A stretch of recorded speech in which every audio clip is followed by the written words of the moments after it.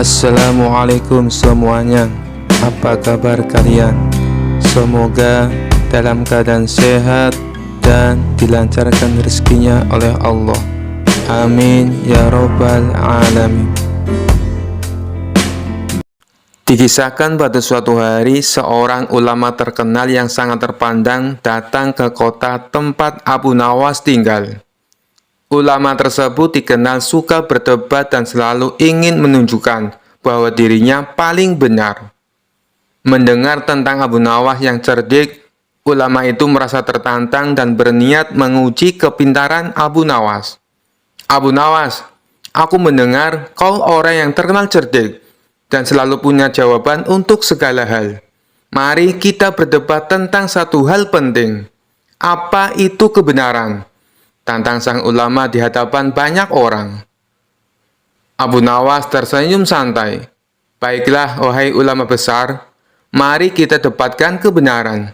Kau duluan, silahkan jelaskan apa itu kebenaran. Ulama itu pun berkata dengan penuh percaya diri. Kebenaran adalah apa yang dikatakan dalam kitab. Semua yang bertentangan dengan kitab adalah kebohongan. Abu Nawas mengangguk-angguk seolah setuju, lalu bertanya, bagus sekali, tapi aku ingin bertanya, jika ada dua orang yang sama-sama mengaku benar, bagaimana kita bisa tahu siapa yang benar di antara mereka? Ulama itu terdiam sejenak, lalu menjawab, tentu saja yang benar adalah orang yang ilmunya lebih tinggi. Kalau begitu, lanjut Abu Nawas, kalau ada dua orang berilmu yang saling bertentangan pendapat, siapa yang paling benar? Ulama mulai tampak bingung, tetapi tetap menjawab, yang benar adalah orang yang lebih bijaksana. Abu Nawas tersenyum lagi, wah, bagus sekali, tapi aku ingin tahu, bagaimana kita bisa tahu siapa yang lebih bijaksana? Kini ulama itu mulai berkeringat karena pertanyaan Abu Nawas semakin sulit dijawab.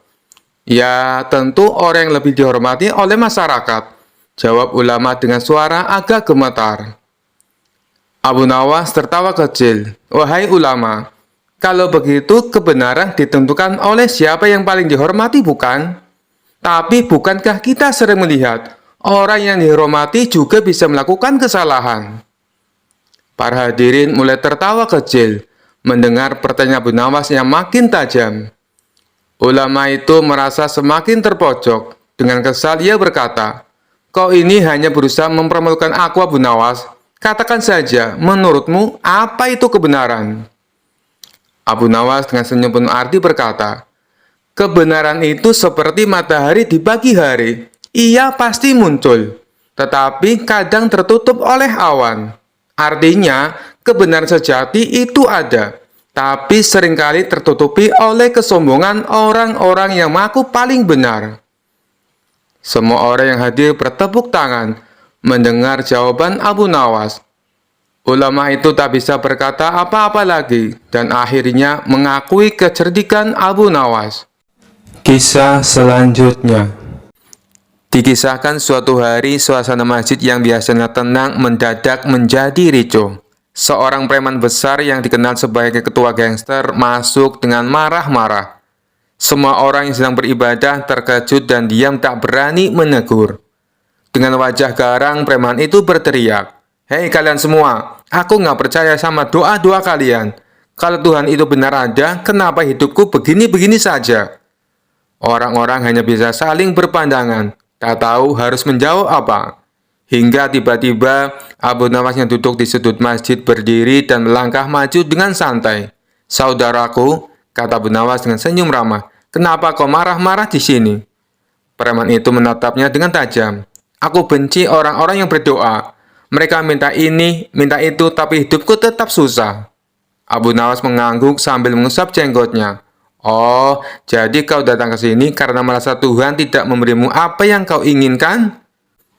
Betul, bentak si preman. Abu Nawas mendekat dan berkata dengan suara tenang, kalau begitu, aku punya satu pertanyaan sederhana untukmu.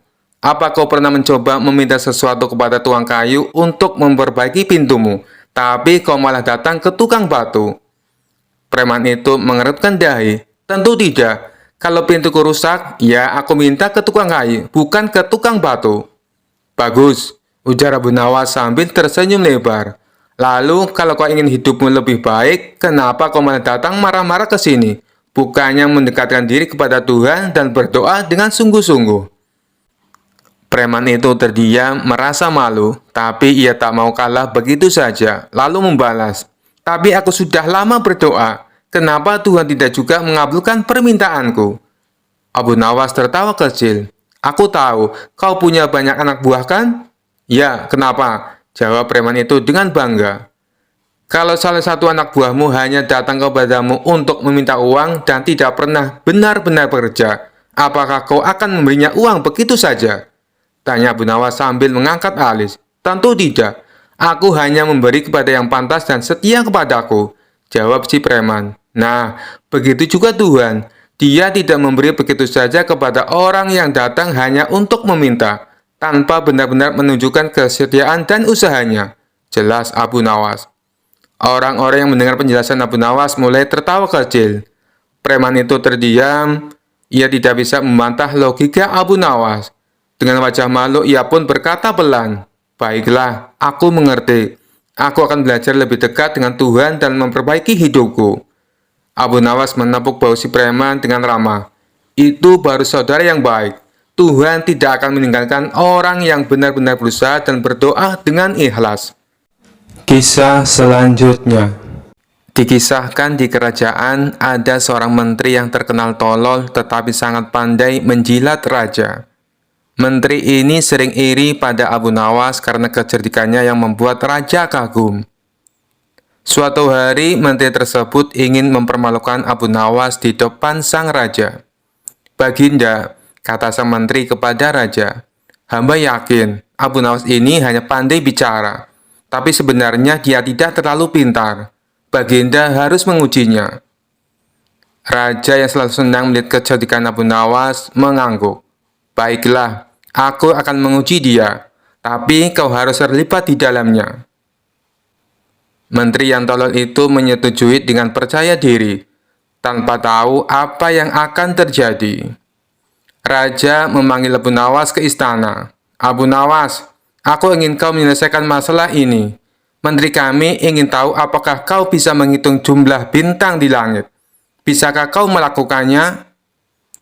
Abu Nawas tersenyum kecil. Ia sudah tahu menteri itu ingin menjebaknya. "Tentu, Baginda, tapi saya butuh bantuan dari Pak Menteri ini." Menteri itu bingung, tapi ia tidak ingin terlihat bodoh di depan raja. "Bantuan apa, Abu Nawas?" tanyanya dengan nada sombong. "Saya akan menghitung jumlah bintang di langit malam ini," kata Abu Nawas. "Dan tugas Anda adalah memastikan saya tidak melewatkan satu pun bintang." Malam itu, Abu Nawas membawa menteri ke lapangan terbuka. "Pak Menteri, kita mulai menghitung bintang. Tolong pegang tangga ini dan awasi saya dari bawah. Kalau saya melewatkan satu bintang, segera beritahu saya." Menteri yang tidak tahu bahwa ia sedang dikerjai memegang tangga dengan serius. Abu Nawas naik ke atas tangga sambil pura-pura menunjuk ke langit dan berkata, "1, 2, 3. Tunggu, ada yang terlewat. Lihat, Pak Menteri." Menteri yang tolol itu melihat ke langit dengan penuh perhatian. "Di mana Abu Nawas? Saya tidak melihatnya." Abu Nawas menjawab, "Kalau begitu, saya harus mulai dari awal lagi. 1, 2, 3. Hal ini berlangsung selama berjam-jam, hingga menteri itu kelelahan. Tetapi Abu Nawas tetap berpura-pura menghitung. Akhirnya menteri itu tidak tahan lagi. "Abu Nawas, ini mustahil. Tidak ada yang bisa menghitung jumlah bintang," teriaknya dengan penuh frustasi.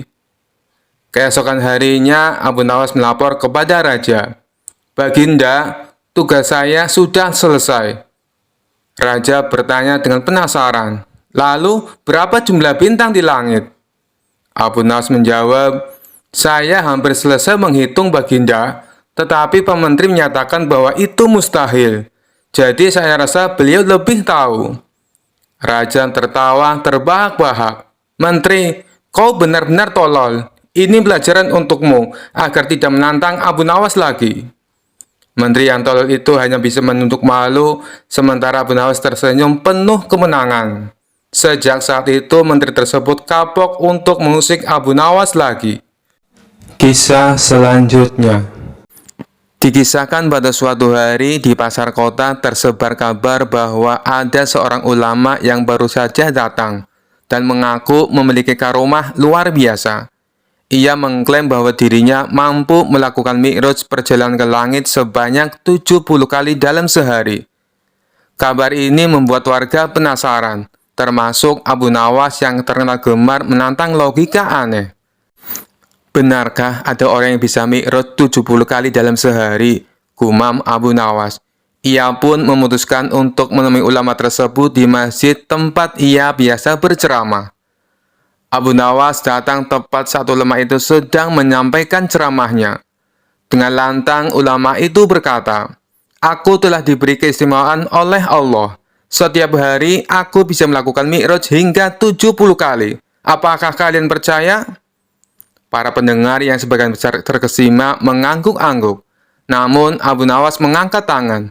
"Maaf wahai Tuan Ulama, bolehkah saya bertanya?" Ulama itu tersenyum percaya diri. "Silakan wahai saudara, pertanyaan apapun akan kujawab dengan keikhlasan." Abu Nawas berdiri. "Baik, jika Tuan melakukan mi'raj sebanyak 70 kali dalam sehari, berapa lama waktu yang Tuan habiskan untuk satu kali perjalanan naik dan turun?" Ulama itu terdiam sejenak. "Kira-kira 5 menit untuk naik dan 5 menit untuk turun." Abu Nawas mengangguk. "Jadi, total waktu untuk satu kali mi'raj adalah 10 menit. Jika Tuan melakukan 70 kali, berarti membutuhkan waktu 700 menit. Apakah benar begitu?" Ulama itu mulai merasa gugup. "Ya, benar." Abu Nawas tersenyum tipis. "Kalau begitu, mari kita hitung. Dalam sehari ada 1440 menit. Jika Tuan menghabiskan 700 menit untuk mi'raj, sisa waktu Tuan adalah 740 menit. Bagaimana Tuan sempat makan, tidur, sholat, dan melakukan kegiatan lainnya dalam waktu sesingkat itu?" Ulama itu mulai berkeringat. "Itu karena aku diberi kemampuan khusus oleh Allah. Waktu bagiku berbeda dari waktu bagi manusia biasa." Abu Nawas tidak menyerah. "Luar biasa. Tapi jika Tuan benar-benar memiliki kemampuan itu, bisakah Tuan melakukan satu kali mi'raj di depan kami sekarang sebagai bukti?" Ulama itu tersenyum kaku. "Wahai saudara, karomah seperti ini tidak untuk dipertontonkan. Hanya Allah yang tahu rahasianya." Abu Nawas tertawa kecil. "Kalau begitu, izinkan saya mengucapkan terima kasih. Karena sejak tadi Tuhan sudah menghibur kami semua dengan kisah mi'raj yang luar biasa." Para hadirin yang awalnya terpukau mulai menyadari keanehan klaim ulama tersebut. Mereka tersenyum dan tertawa kecil. Ulama tersebut yang merasa malu segera mengakhiri ceramahnya dan pergi dengan tergesa-gesa. Sejak saat itu, orang-orang lebih berhati-hati percaya pada klaim ajaib, terutama jika Abu Nawas ada di sekitar mereka. Kisah selanjutnya. Kala itu, kota Baghdad mendadak gempar oleh kehadiran orang asing. Persoalannya bukan pada orangnya, melainkan orang asing tersebut tidak mempercayai adanya Tuhan. Bukan hanya itu, ia juga menantang orang-orang muslim berdebat mengenai adanya Tuhan. Kabar ini pun sampai ke telinga Baginda Raja. Karena dianggap bikin resah masyarakat, orang asing ini lalu dipanggil ke istana. "Apa tujuanmu membuat onar di negeri kami?" tanya Baginda Raja. Orang asing ini menjawab, "Untuk apa mengaku bertuhan kalau tidak bisa menjawab pertanyaanku?" Kemudian Baginda Raja bertanya kembali, "Apakah kamu tidak percaya adanya Tuhan?" Dengan tegas orang itu menjawab, "Tentu saja saya tidak percaya adanya Tuhan, dan saya juga tidak percaya adanya akhirat."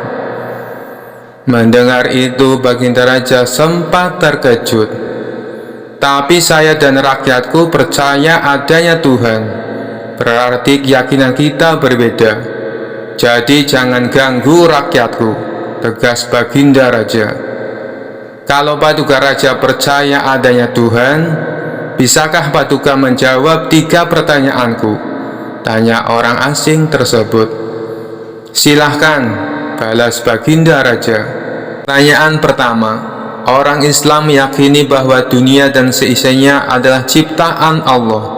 Lalu, siapakah yang menciptakan Allah? Bukankah sesuatu yang ada pasti ada penciptanya? Pertanyaan yang kedua, katanya di dalam surga manusia tidak akan berak ataupun kencing, sedangkan mereka makan dan minum setiap hari. Bagaimana mungkin ini bisa terjadi?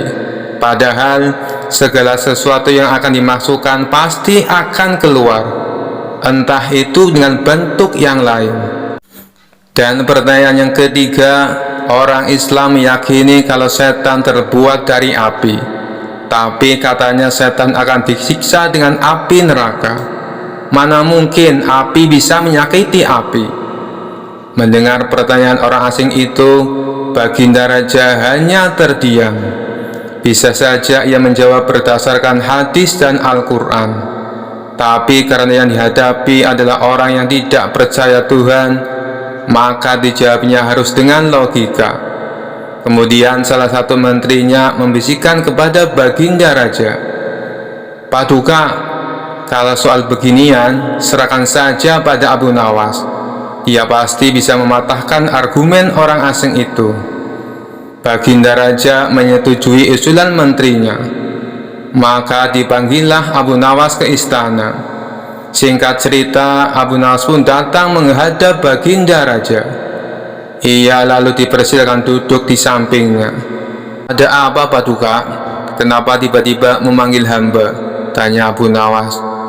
Begini Abu Nawas, orang asing ini tidak percaya adanya Tuhan, dan dia mengajukan 3 pertanyaan, tapi jawabannya harus masuk akal, ujar Baginda Raja. Sekilas Abu Nawas menatap orang asing tersebut. Oh, ini orangnya yang bikin gempar kota Baghdad, pikir Abu Nawas. Abu Nawas lalu menghampiri orang asing itu dan duduk tepat di hadapannya. Silahkan, apa yang ingin kau tanyakan? Ucap Abu Nawas dengan penuh percaya diri. Orang asing tersebut memulai pertanyaannya.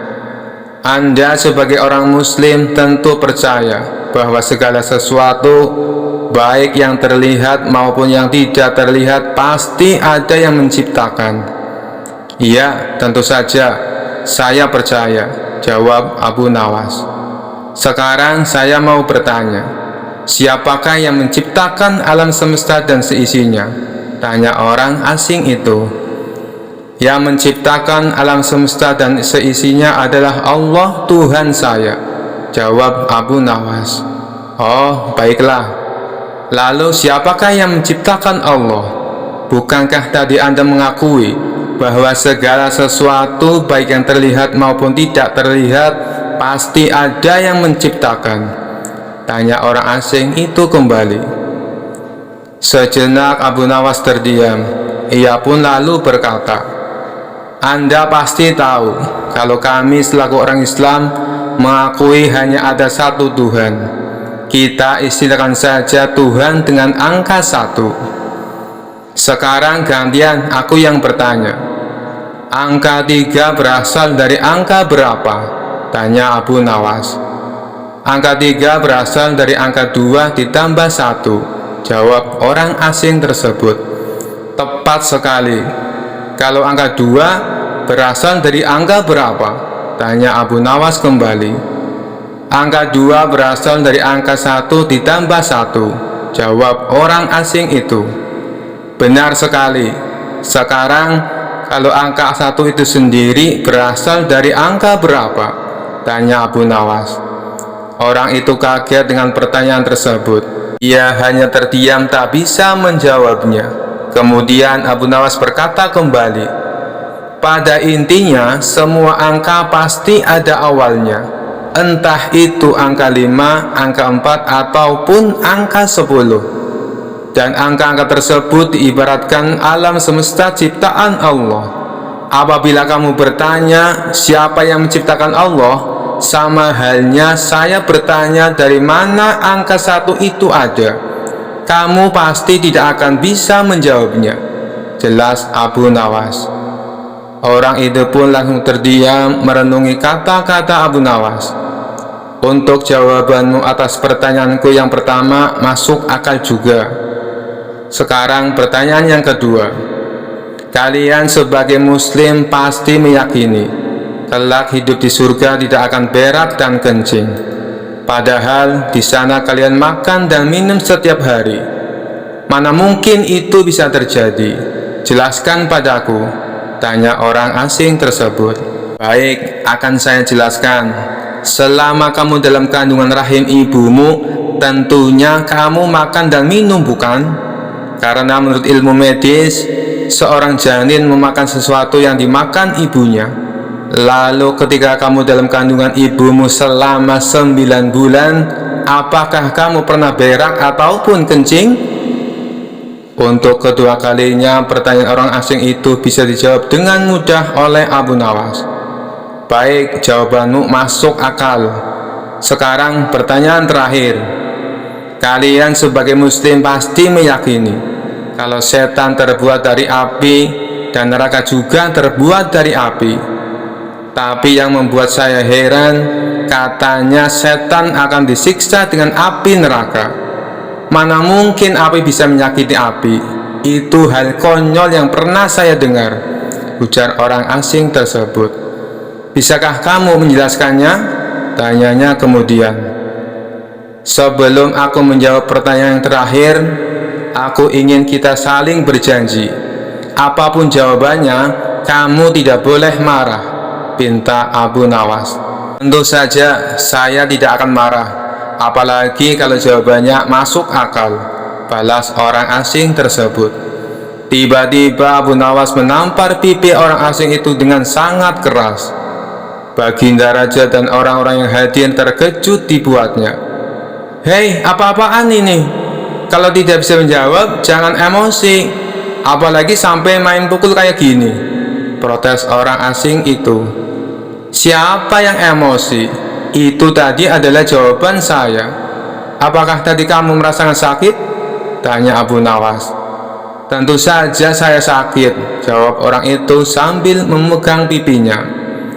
Coba kamu perhatikan tangan saya. Bukankah tangan saya terbuat dari tulang dan daging?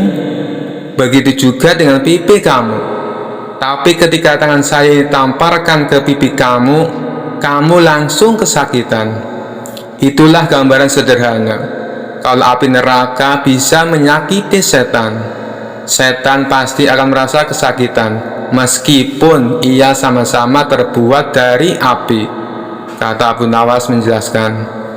Orang tersebut lalu terdiam. Ia tak bisa membantah argumen Abu Nawas. Sementara Baginda Raja dan orang-orang istana kagum atas kecerdikan Abu Nawas. Kisah selanjutnya. Dikisahkan ada seorang bernama Ilham Alimuddin. Dia dulunya merupakan jenderal perang yang sangat terkenal, ahli siasat perang, jago negosiasi, dan juga kaya raya. Tapi karir berperangnya terhenti setelah mengalami kelumpuhan saat memimpin perang melawan Bizantium. Tidak berselang lama, anak istrinya juga ikut terbunuh. Ia pun akhirnya memilih untuk pensiun menjadi tentara. Sang jenderal ini hidup sendirian dengan kekayaannya yang berlimpah. Meskipun sudah tua dan menderita kelumpuhan, naluri menantang orang masih melekat dalam diri sang jenderal. Tapi kali ini bukan menantang adu kekuatan fisik, melainkan adu kekuatan pikiran. Tampaknya ia bukan hanya ingin dikenal sebagai jenderal perang, tetapi ia juga ingin dikenal sebagai tokoh paling cerdik dan pandai di kota Baghdad. Untuk itulah, dia tak segan-segan memberikan banyak hadiah bagi siapa saja yang bisa menjawab teka-tekinya. Sampai hari ini, Sudah 100 orang yang lebih yang dia tantang. Namun tak satu pun dari mereka yang berhasil mengalahkannya. Total pertanyaan yang diajukan jenderal ada 3. Tapi yang unik dari permainan ini, apabila berhasil menjawab soal pertama dan kedua, tetapi gagal menjawab pertanyaan yang ketiga, maka semua hadiahnya menjadi gugur. Hal inilah yang membuat orang-orang kesal dengan sang jenderal. "Aku kesal dengan sang jenderal yang lumpuh itu," kata seseorang kepada kawannya. "Pertanyaan pertama dan kedua berhasil aku jawab dengan benar. Tapi pas pertanyaan ketiga, dia tanya, 'Siapakah malaikat yang menyiksa manusia?' Langsung saja aku jawab malaikat Malik. Dia bilang jawabanku itu katanya salah." "Loh, bukannya jawabanmu itu benar?" tanya kawannya heran. "Ah, kamu juga salah. Aku kira kamu pintar. Yang benar itu malaikat Zabaniyah. Malaikat Malik kan hanya penjaga neraka," timpal orang tersebut kepada kawannya. Suatu hari, datanglah seorang pemuda ke rumah sang jenderal. Pemuda ini sangat terkenal pandai dan cerdik di kotanya. Ia menerima tantangan sang jenderal untuk menjawab teka-tekinya. Namun, seperti tamu-tamu yang lainnya, pemuda itu gagal mengalahkan sang jenderal. Karena kesal dan kecewa, pemuda itu pun berkata, "Wahai jenderal, apakah Tuan berani menantang Abu Nawas?" "Wah, ide bagus itu. Sampaikan kepada Abu Nawas, saya menantang dia." Maka pergilah pemuda itu ke rumah Abu Nawas dan menyampaikan tantangan debat dari sang jenderal. Sementara sang jenderal menyiapkan materi yang lain dari biasanya. Bisa dibilang kali ini teka-tekinya sangat sulit dipecahkan. Itu karena mengingat reputasi Abu Nawas adalah pujangga yang cerdik dan mempunyai 1001 akal. Oleh karenanya, sang jenderal sangat berhati-hati dan tidak sembarangan dalam membuat pertanyaan. Esok harinya, datanglah Abu Nawas ke rumah sang jenderal. "Silakan masuk Abu Nawas," sambut sang jenderal kepada Abu Nawas. Ternyata sang jenderal telah menyiapkan hidangan untuk tamu istimewanya itu. Setelah selesai makan dan minum, sang jenderal tanpa basa-basi mengutarakan niatnya. "Begini Abu Nawas, saya ada 3 pertanyaan untuk kamu. Kalau kamu bisa menjawabnya, dan ini khusus untuk kamu, hadiahnya akan saya tambah 2 kali lipat. Bukan 100.000 dirham, tetapi 200.000 dirham."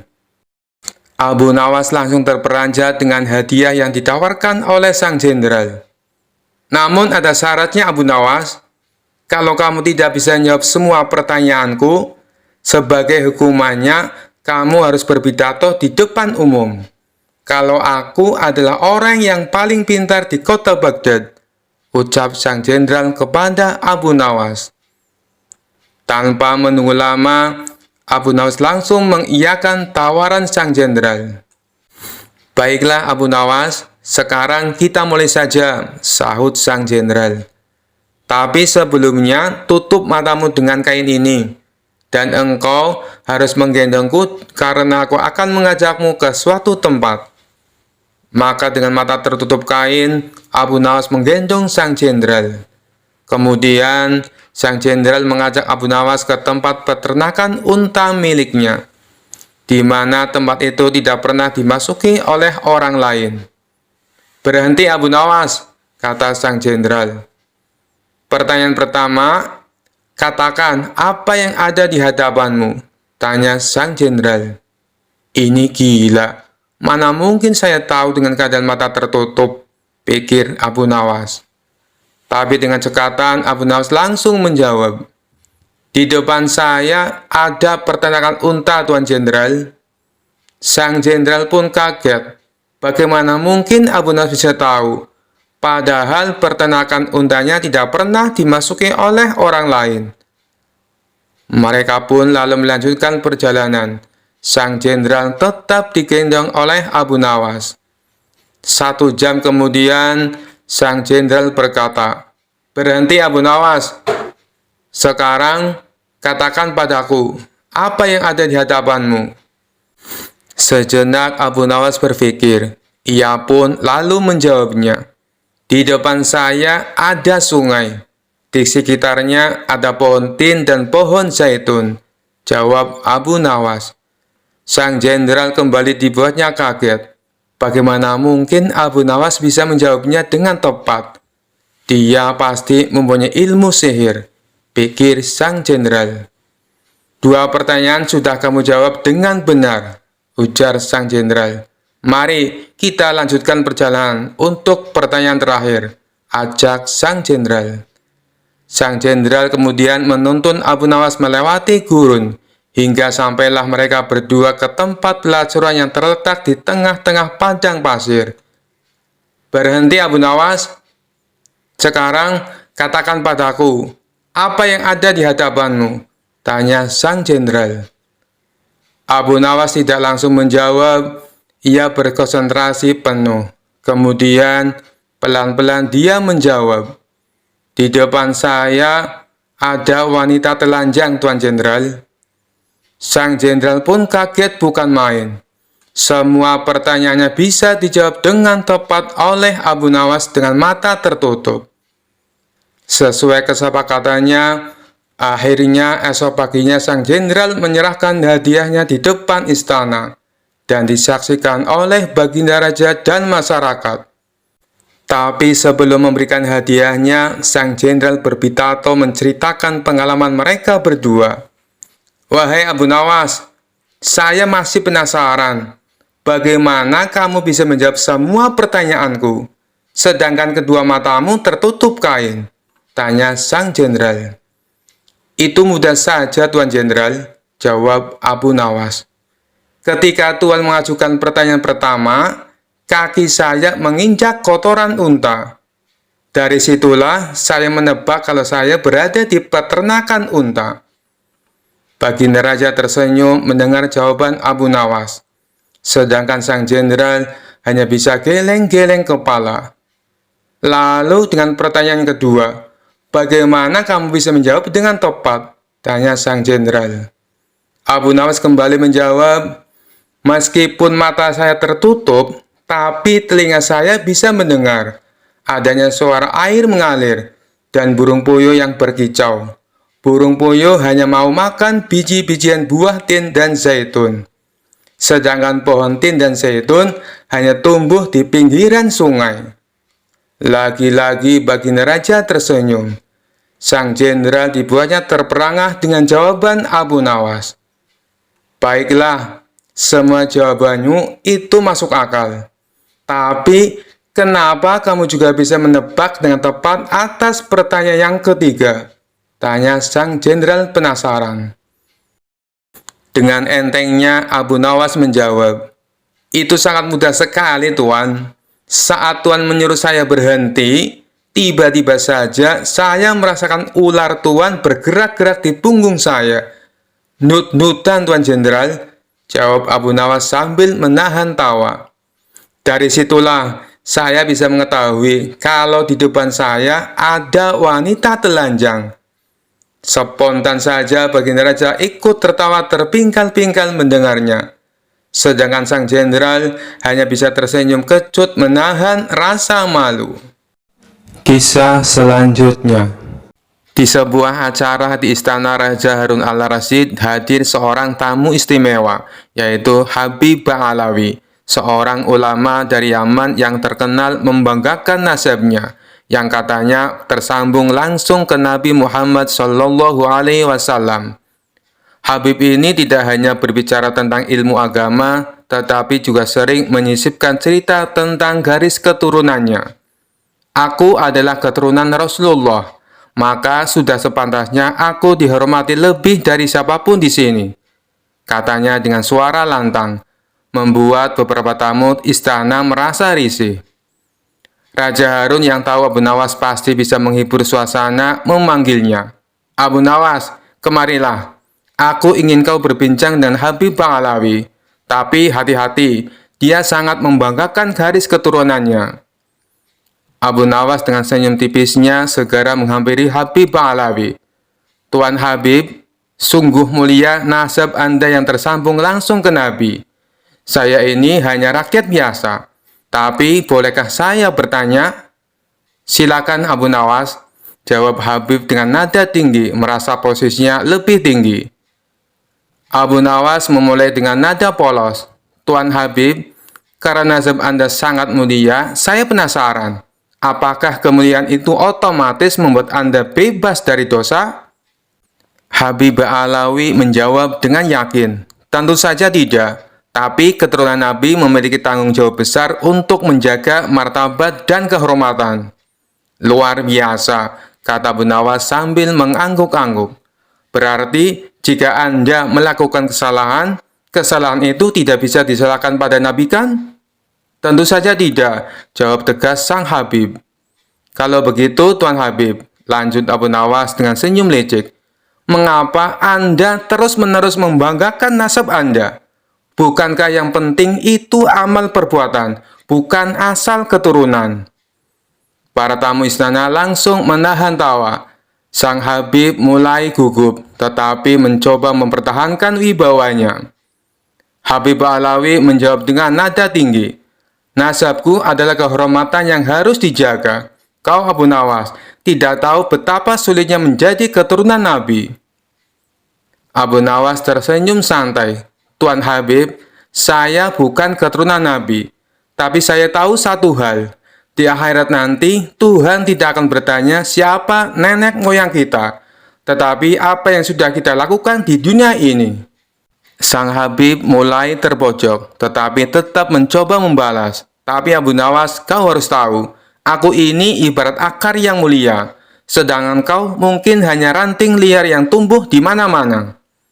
Abu Nawas tertawa kecil. Tuan Habib, akar memang penting, tapi jika pohonnya tidak berbuah, apa gunanya?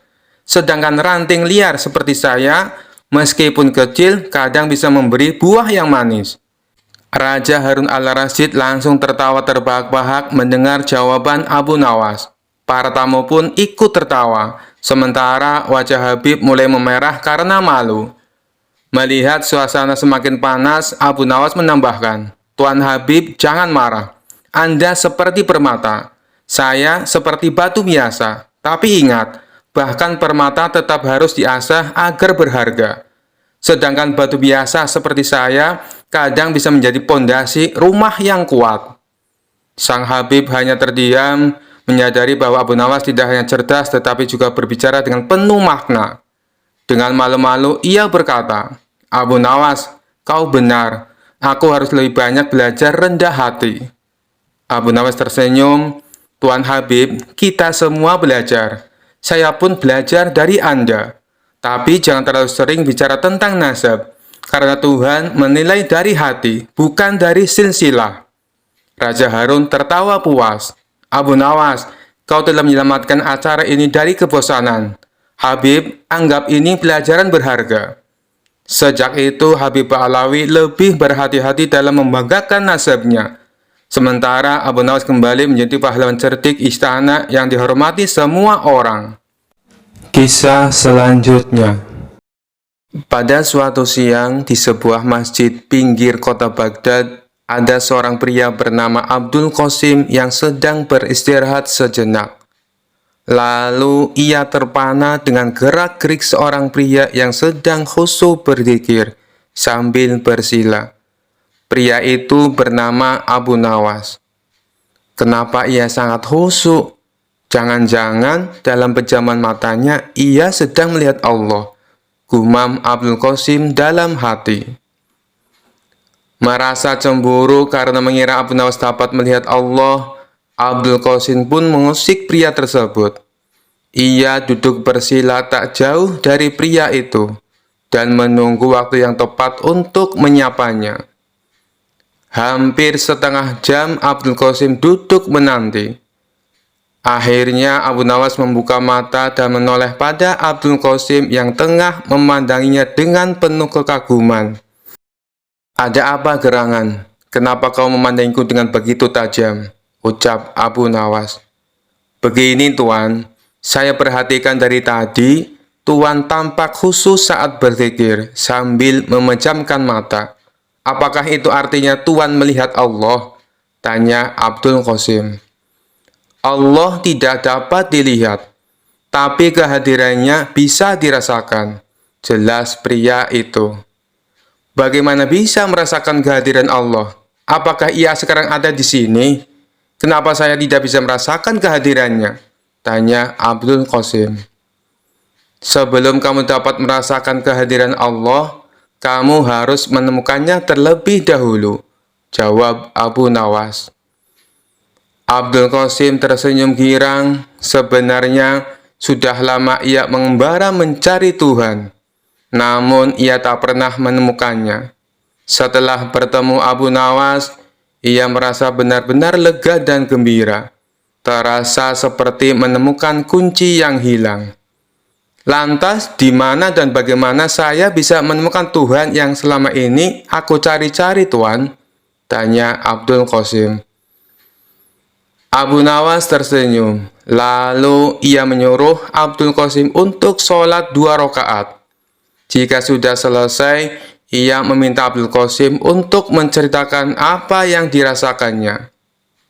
Setelah mendengarkan perintah tersebut, Abdul Qasim lalu menjalankan sholat 2 rakaat. Setelah itu, ia mengatakan apa yang dirasakannya kepada Abu Nawas. "Tuan, terus terang saja, selama sholat 2 rakaat, aku lebih banyak melamun," jawab Abdul Qasim.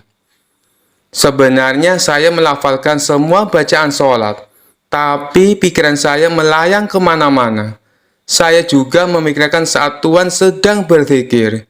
Saya merasa cemburu, kenapa Tuan bisa sangat khusus saat berzikir, sedangkan saya merasa sangat hampa," jelas Abdul Qasim.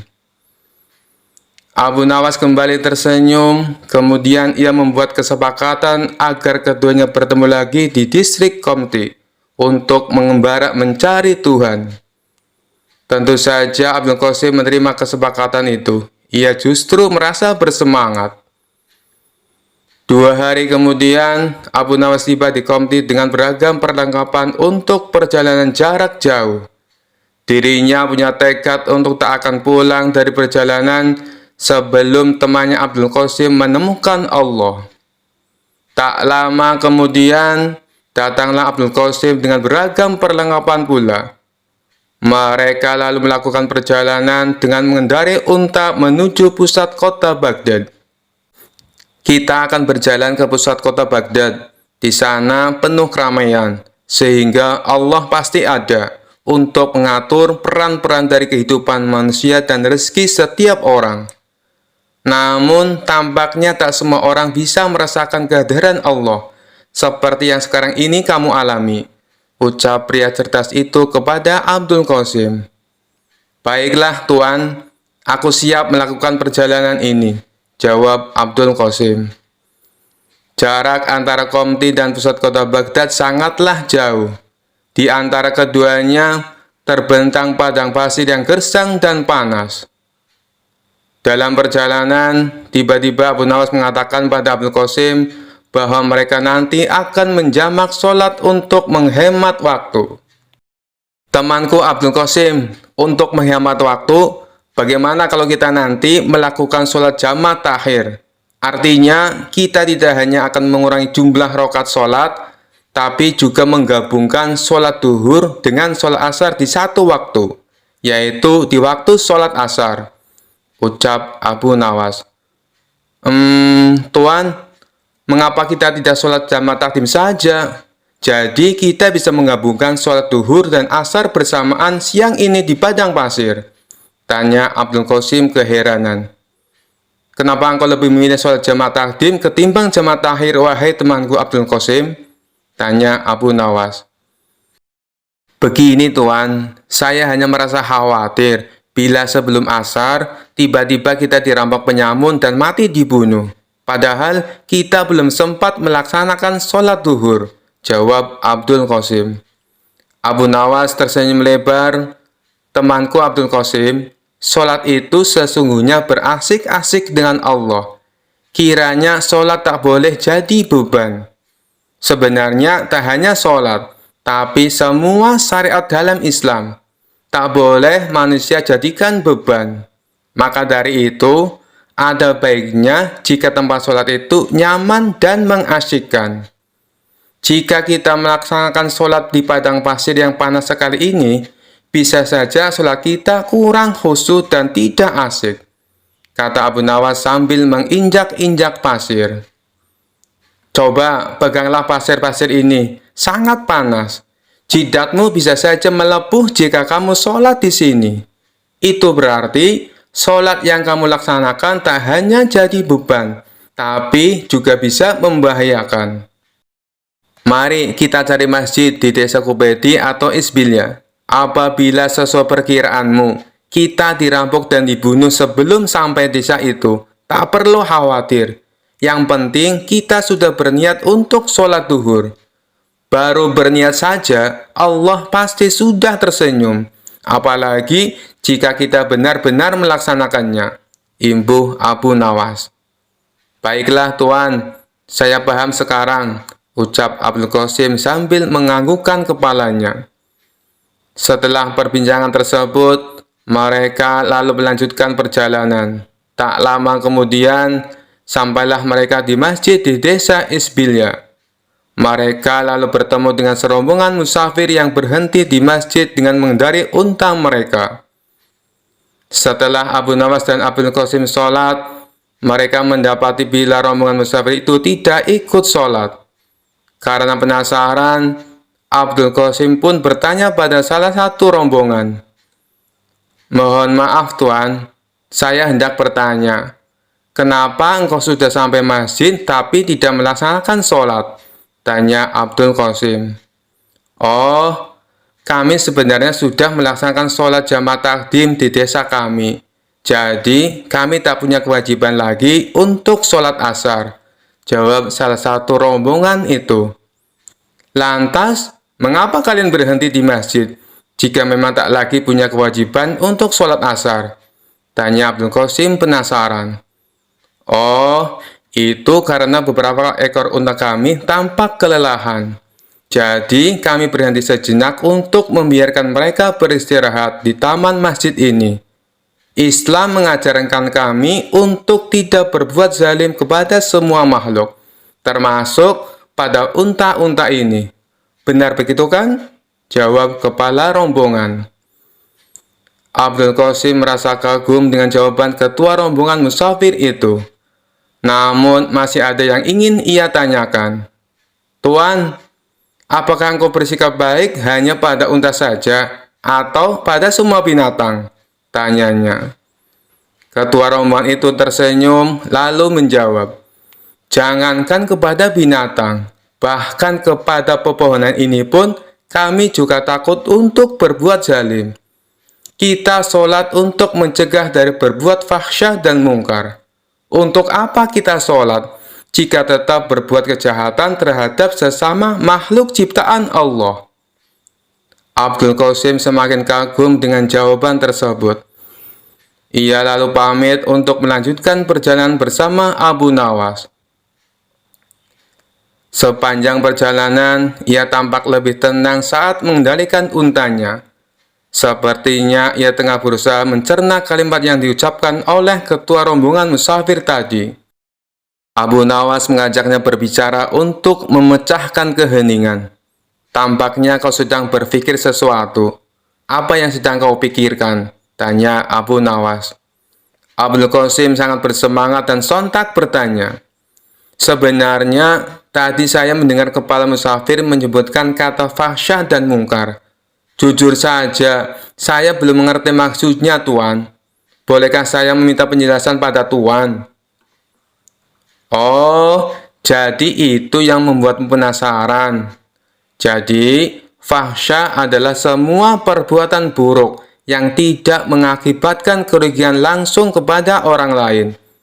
Karena tak langsung memberikan dampak buruk, Biasanya orang-orang tak segera bisa mengenali nilai-nilai buruk yang terkandung dalam fahsya itu.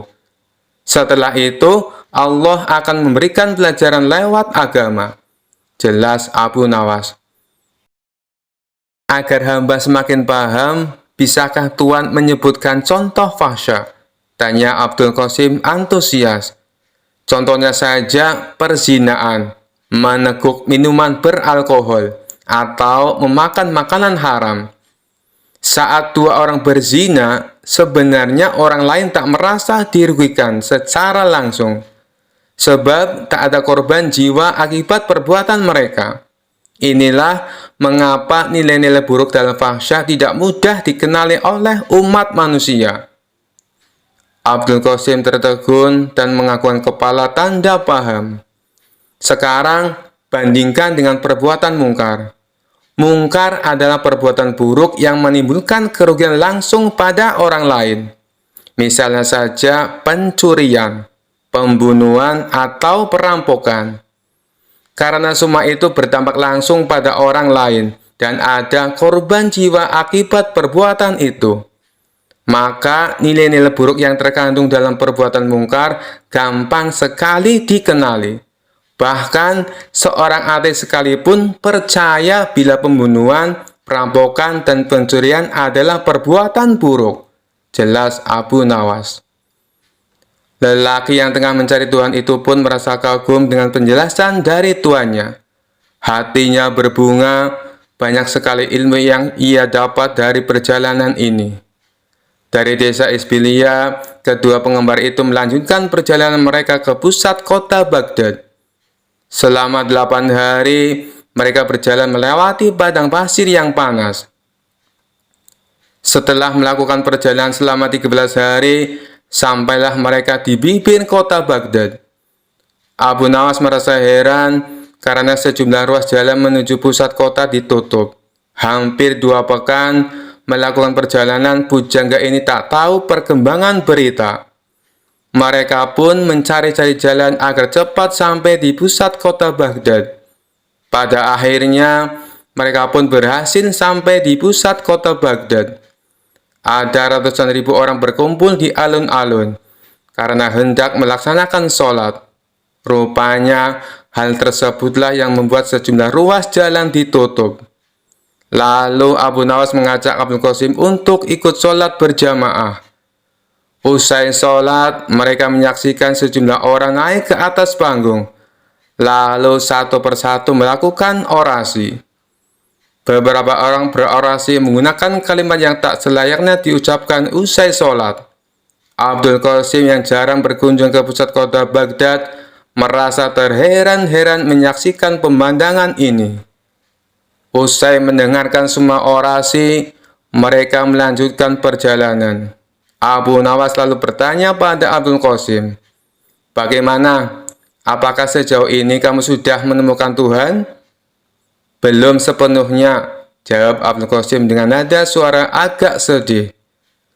"Bahkan sejujurnya, di alun-alun tadi saya merasa tidak sholat. Boro-boro saya menemukan Tuhan," imbuhnya. Abu Nawas tahu arah pembicaraan Abdul Qasim, tapi ia biarkan temannya itu meracau sendiri di atas panggung untanya. "Saya merasa barusan mengalami perbuatan mungkar," ucap Abdul Qasim meracau. "Kenapa bisa begitu?" tanya Abu Nawas. "Saat menuju pusat kota Baghdad, kita tadi benar-benar kesulitan mencari jalan.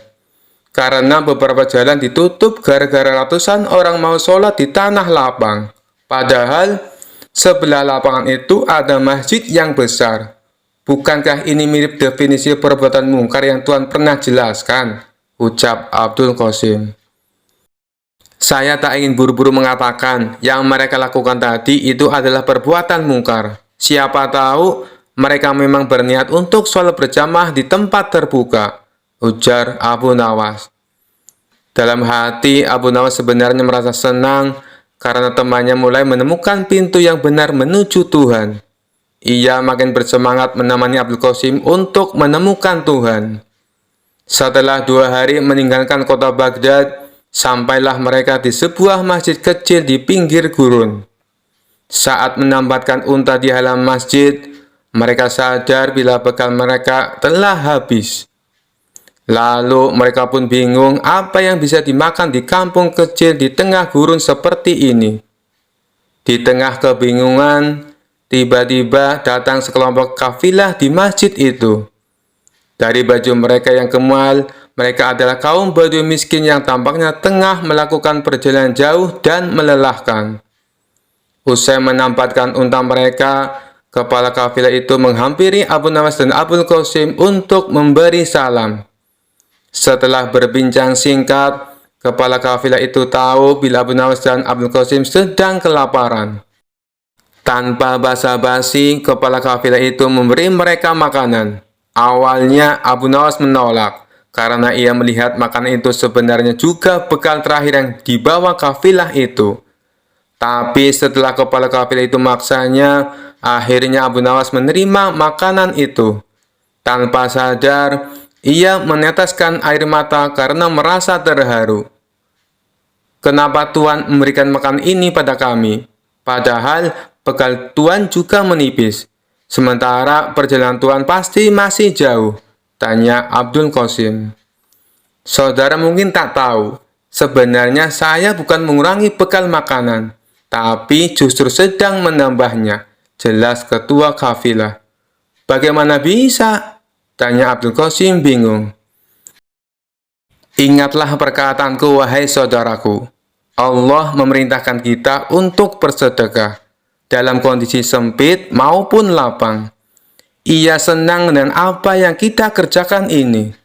Allah juga berjanji, jika kita bersedekah, maka ia akan menganjarkan pahala sebanyak 700 kali lipat. Bayangkan saja, saya sekarang memberi kalian sekantong makanan, maka nanti akan datang 700 kantong makanan untuk kami, ucap ketua kafilah. Bagaimana Tuhan bisa yakin? Seandainya 700 kantong makanan itu tidak datang, Tuhan akan mati kelaparan, ujar Abdul Qasim penasaran. Saya yakin sekali bahwa Allah di samping kita. Jangan pernah meragukan kemampuannya membagi-bagi rezeki. Buktinya, saat kalian sedang kelaparan di padang pasir, Allah tetap mengirimkan rezeki dengan mengutus kami datang ke masjid ini, ucap kepala kafilah sambil menepuk pundak Abdul Qasim. Lagi pula, jika Allah tidak memberikan 700 kantong makanan pada kami, pada nanti malam atau besok pagi hingga kami pun mati, saya lebih berbahagia lagi. Itu berarti Allah yang kami yakini selalu ada di samping kami. Akan segera kami jumpai dengan sepenuh keyakinan dan kebahagiaan. Imbuh ketua kafilah sambil undur diri untuk menyantap bekal terakhirnya. Sementara Abu Nawas dan Abdul Qasim menyantap makanan mereka dengan tetesan air mata. Saat senja tiba, rombongan kafilah itu mohon pamit. Lalu Abu Nawas dan Abdul Qasim mengantar kepergian mereka dengan syukur dan sukacita. Karena hari sudah semakin gelap, bagaimana kalau bermalam saja di masjid ini? Besok kita akan kembali ke rumah masing-masing, ucap Abdul Qasim. Apakah itu artinya kau sudah menemukan Tuhan, saudaraku Abdul Qasim? Tanya Abu Nawas. Benar Tuan, saya sudah menemukan Tuhan yang selama ini hilang dari saya. Tapi Tuan nikmati keberadaannya dalam zikir Tuan. Jelas Abdul Qasim yakin. Bagaimana bisa engkau tiba-tiba menemukan Tuhan, saudaraku? Tanya Abu Nawas penasaran. Sebenarnya, ketika hari pertama kita melakukan perjalanan, dan Tuhan berkata bahwa sholat harus mengasihkan dan tak boleh tersiksa menanggung beban, saya hampir menemukan Allah. Ia menurunkan syariat agama pasti untuk membahagiakan umatnya, bukan untuk mempersulit mereka, ucap Abdul Qasim. Kemudian, ketika kita bertemu dengan musafir yang peduli pada unta-unta mereka, saya sudah merasa semakin dekat dengan Tuhan yang saya cari. Lalu, ketika saya tak merasa bahagia ketika sholat di alun-alun kota Baghdad, sesungguhnya saya merasa tengah diajarkan makna dan tujuan sholat yang sebenarnya. imbuh Abdul Qasim. Abu Nawas hanya terdiam dan tersenyum. Wahai saudaraku, sore ini adalah puncaknya saya menemukan Allah. Bertemu dengan para kafilah membuat saya sadar bahwa tujuan dari sholat sesungguhnya adalah menjaga kemanusiaan. Tanpa pemberian mereka, mungkin kita malam ini akan mati kelaparan. Sholat yang mereka lakukan membuat mereka yakin kemanusiaan harus dijaga dimanapun mereka berada. Sekarang saya semakin yakin mengapa Allah memerintahkan kita untuk sholat.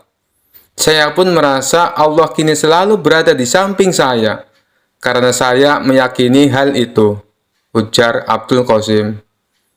Abu Nawas tersenyum bahagia. Ia bersyukur karena akhirnya saudaranya dapat menemukan Tuhan, yakni di hatinya. Mereka pun bermalam di masjid itu. Keesokan harinya, mereka berpisah untuk kembali ke rumah masing-masing. Abdul Qasim berterima kasih pada Abu Nawas karena telah menemaninya mencari Tuhan. Sekian dulu perjumpaan kita kali ini. Sampai bertemu lagi di kisah-kisah selanjutnya. Terima kasih yang sudah subscribe dan setia menonton channel ini. Wassalamualaikum warahmatullahi wabarakatuh.